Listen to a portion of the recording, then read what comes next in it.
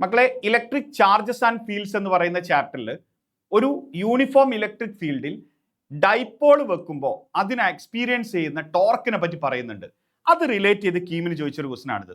Question നോക്കിയേ. The magnitude of the torque experienced by an electric dipole of dipole moment P placed at an angle of 30 degree in a uniform electric field E. Torque എങ്ങനെ ഉണ്ടാവാറുള്ളത്?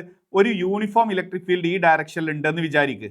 ഈ electric ഫീൽഡിനോട് angle theta ഉണ്ടാക്കിക്കൊണ്ട് ഒരു dipole കൊണ്ട് place ചെയ്ത് കഴിഞ്ഞാൽ ഇവിടെ വരുന്ന torque എന്ന് പറയുന്നത് പി ക്രോസ് ഇ ആണ്. അതിന്റെ മാഗ്നിറ്റ്യൂഡ് പറയുകയാണെങ്കിൽ ക്രോസ് പ്രോഡക്റ്റിന്റെ മാഗ്നിറ്റ്യൂഡ് നിങ്ങൾക്ക് അറിയാലോ, torque equal to P E sine തീറ്റയാണ്.